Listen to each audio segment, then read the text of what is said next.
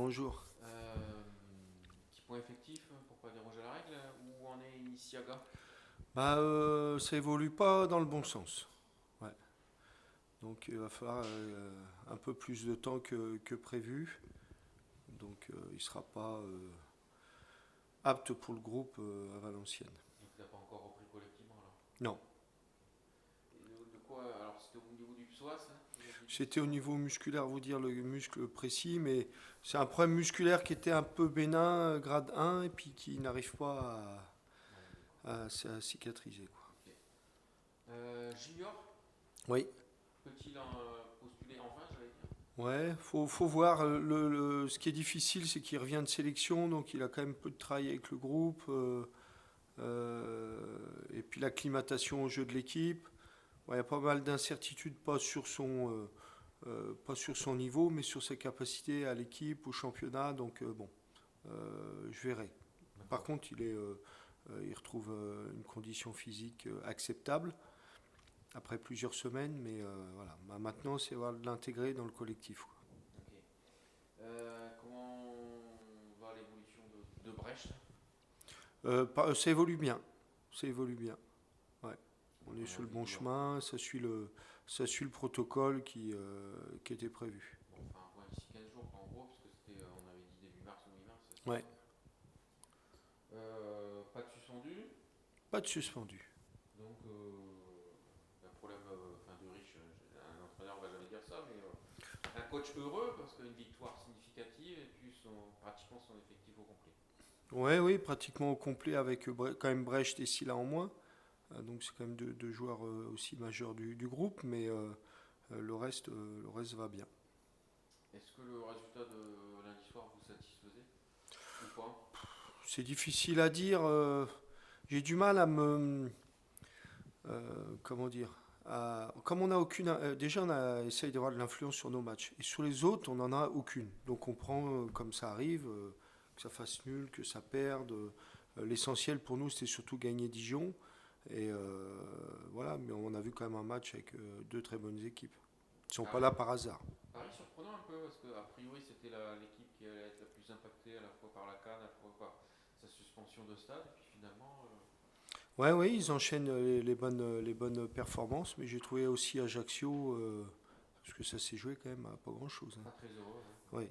Ouais, j'ai trouvé Ajaccio quand même vraiment bon aussi. On remue un petit peu le couteau dans la plaie quand on voit Versailles en demi-finale. Ça attise pas les regrets?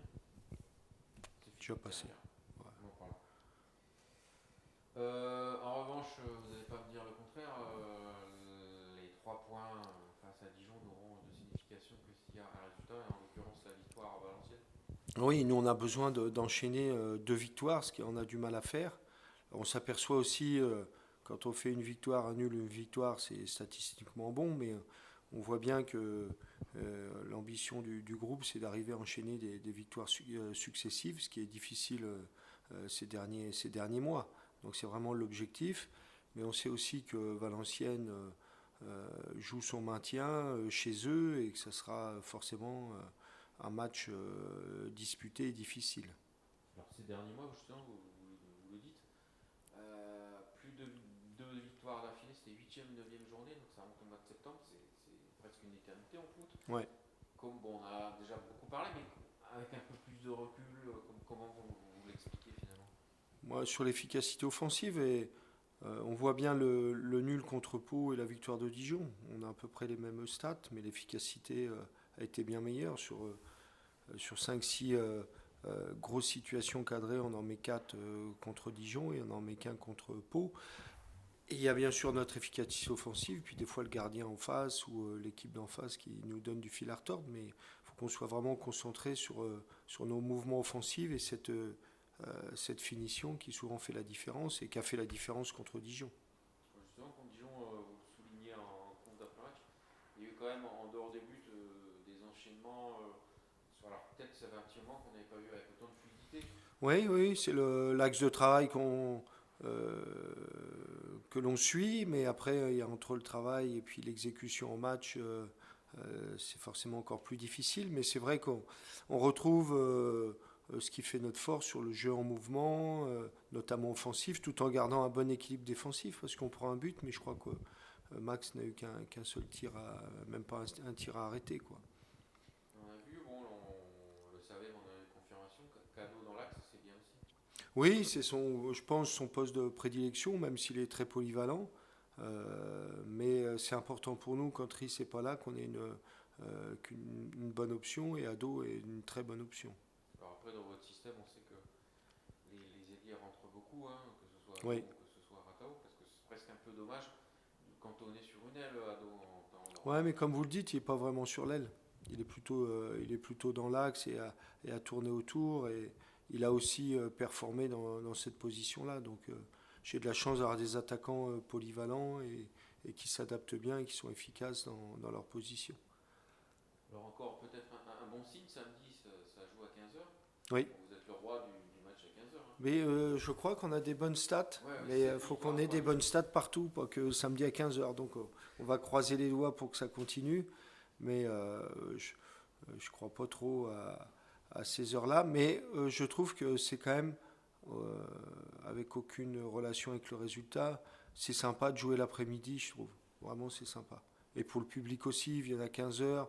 Après, ils ont toute l'après-midi pour eux. Alors que le lundi à 20h45, bon, c'est bien pour personne, à part les télés. Valenciennes, si on parle un peu de l'adversaire, Mm. je crois me rappeler qu'à l'aller c'était 1-0, ça n'avait pas été simple.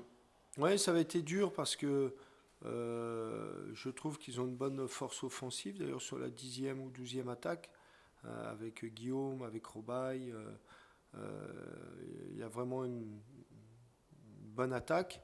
Ils souffrent un peu plus en défense, mais chez nous, ils avaient été vraiment complets. Et nous, on n'était pas encore, on n'avait pas trouvé notre rythme de croisière ou toutes nos relations à ce moment-là. Donc, mais ils sont sur, voilà, ils sont sur des performances intéressantes. Ils ont gagné quand même 6-1 leur dernier match contre Nancy. Ils font un bon nul à Rodez. Donc, on rencontre une équipe qui est sur aussi, encore une fois, sur une bonne période. Et quand on reçoit Toulouse, souvent, ils espèrent continuer la bonne période. Rodez, justement, vous aviez un superviseur là? Non, non, non. Non, pas spécialement. Ils ont changé d'entraîneur et après c'est du 4-4-2 classique. Oui, 4-4-2, 4-2-3-1 sur ces derniers matchs. On se méfie un peu parce que souvent les équipes changent leur système quand ils jouent contre nous. Donc on se prépare à tout. Valenciennes aussi, forcément pour vous, forcément pas un match comme les autres, non? Non. Parce que vous y avez quand même entraîné. Ouais, 2 ans, puis c'est mes premiers pas en Ligue 1, que des bons souvenirs, que ce soit avec le président de Courrières à l'époque. J'ai encore pas mal de contacts. Quand je suis parti en Espagne, ma fille est restée vivre à Valenciennes. Donc c'est un club qui a compté pour moi. Et c'est vrai que je vais voir des personnes vraiment que j'apprécie et avec qui je suis toujours en contact d'ailleurs. Il y a la fameuse chaleur du Nord. Comment? La fameuse chaleur du Nord. Oui, voilà, tout à fait. C'est vraiment ça. Et vraiment, à Valenciennes, c'était un vrai plaisir d'être dans ce club. Et puis dans cette ville aussi, on s'est bien plu. Si on revient au championnat, le samedi, bon, à part le TEF qui va jouer à 15h, les 5 premiers vont jouer samedi, donc on y verra déjà plus clair samedi soir. C'est plus simple aussi pour vous. Faut d'abord notre match et forcément après on a un œil sur les autres, mais toujours avec une impuissance totale puisqu'on n'a aucune influence sur les autres matchs. Donc s'il faut attendre le lundi pour voir un peu, on est capable d'attendre le lundi, mais déjà nous jouer et gagner, et puis après on sera comme le week-end dernier, on est en bonne position pour observer les autres. Alors les écarts sont vraiment feuilles de cigarette. Hein. Ouais. Ça ajoute un peu de piment chaque match justement, se dire bon, bah, on peut perdre la place de leader, bon là on peut creuser l'écart de 2 points. Bah, on voit bien que on est tous conscients que c'est extrêmement serré, qu'aucun relâchement n'est possible. Donc forcément ça a une influence sur l'attitude du groupe face à la difficulté du championnat. Vous croyez qu'il y aura les 3 qui vont se détacher là, Toulouse, Ajaccio, Paris? Comme souvent, l'avenir est difficile à... Non, on voit bien que tout le monde peut battre tout le monde. Et il y avait une bonne remarque d'Omar après Sochaux-Amiens. Il dit, un championnat fou, tout le monde peut battre tout le monde. Pour battre Amiens, c'est compliqué. Donc pour ça, c'est difficile à faire des prédictions.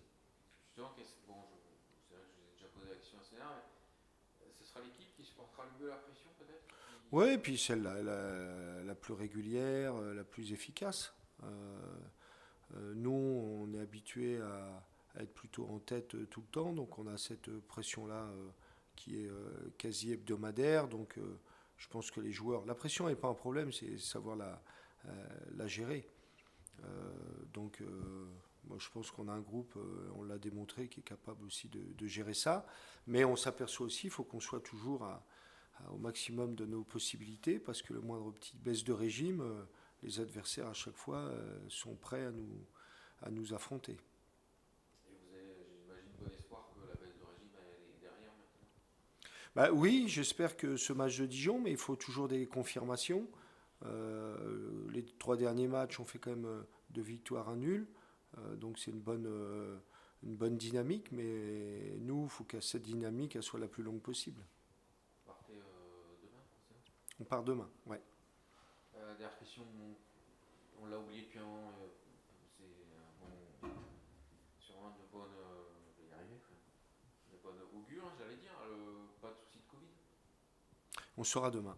D'accord, mais on reste toujours sur les Pour trois l'instant, on est bien, cas. mais la tension est grande sur l'entraîneur parce que les tests sont faits le vendredi matin pour le samedi matin, quoi. On reste sur les trois cas depuis la reprise. Pardon? On reste sur les trois cas depuis la. Oui, oui, oui. Pour l'instant, on est. Faut féliciter les joueurs d'ailleurs parce que ça montre le sérieux qu'on met à l'intérieur du club, mais eux, ils le sont aussi à l'extérieur.